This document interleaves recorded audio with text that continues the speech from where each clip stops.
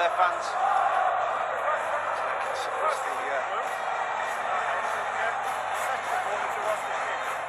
So that was the toss for ends.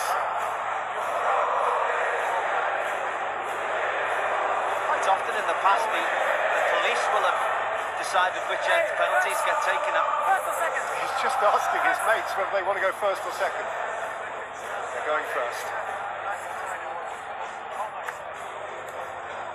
I always think you should go first in penalties. You get the opportunity to go ahead. And the team's always playing catch-up from that moment. It does come down to the last penalty.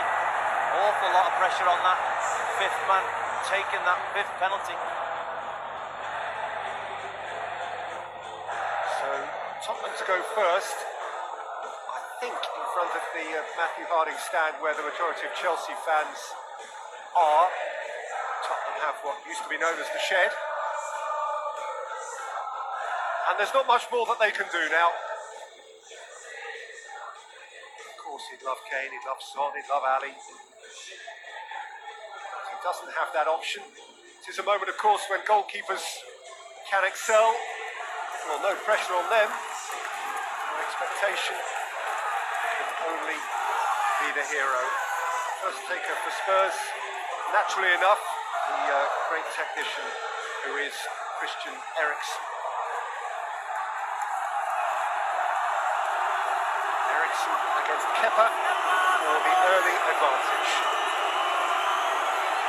No one behind that goal is on the Danes' side.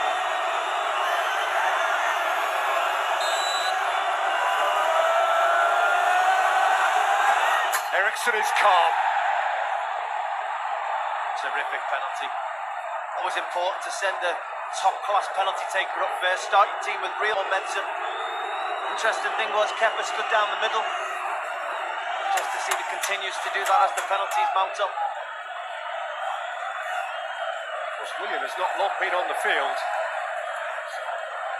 He now finds himself in a Brazil-Argentina shootout moment against Paulo Gazzaniga.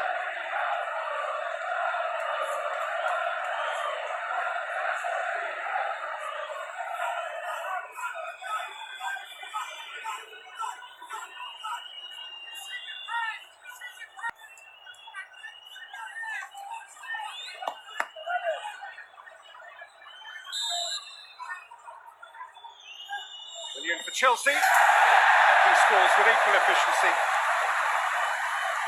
Yeah, had to wait an awful long time to take that penalty. He was being a touch fussy about something. It's a good penalty when you send the goalkeeper the wrong way.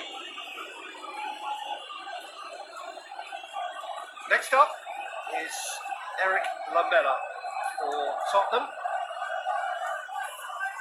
He actually took and scored their second kick in the third round shootout victory over Watford at Milton Keynes. Successful take, the only one still involved now. Lamela! Goalkeeper went the right way. He had enough on it. It's a terrific penalty. Hard, low, right into that side net, just inside that post. When a goalkeeper dives a full stretch, you still find the back of the goal. We've hit a good penalty. So it's time now for Cesar Azpilicueta, bearing the Chelsea captain's armband tonight. The Spaniard from right full back.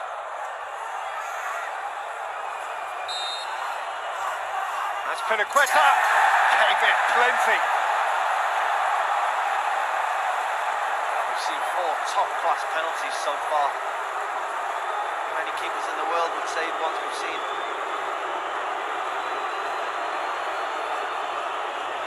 2-2 on aggregate, 2-2 in the shootout, and now up steps the man who took the pressure penalty of 2018. England's shootout hero, Eric Dyer, now in the colours of Tottenham.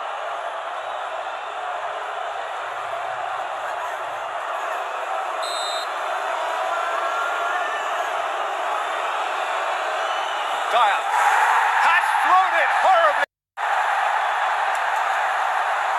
And what he achieved one dark night in Moscow, he could not repeat. in London town. Isn't that typical? Maybe the Kepa going the right way. Just makes Eric Dyer lift his penalty a little bit higher than he was expecting to. Leans back far too much. Advantage Chelsea, for whom all, including the new boy, are down on their knees in prayer. Jorginho bears the responsibility now.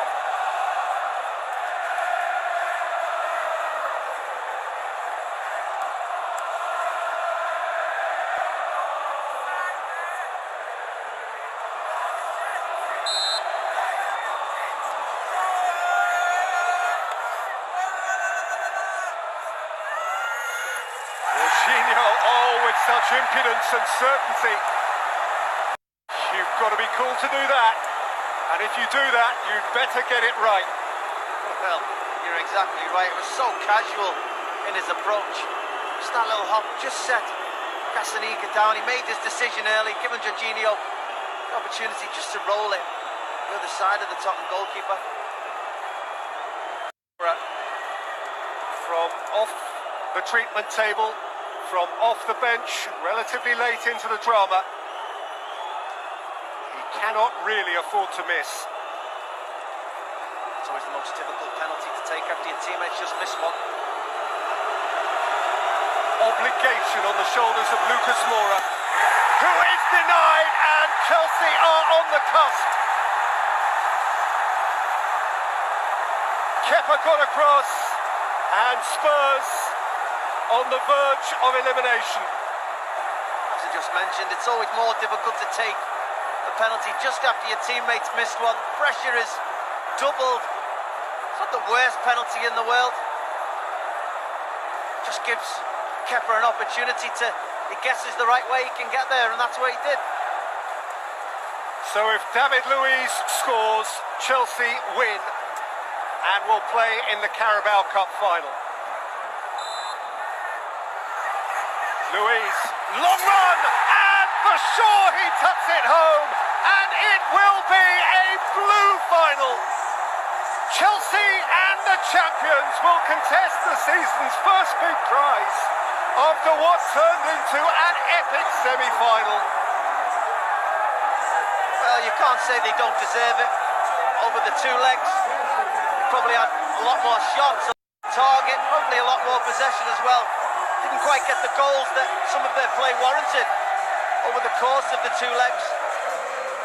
You can't say that Chelsea side didn't deserve to win this tie.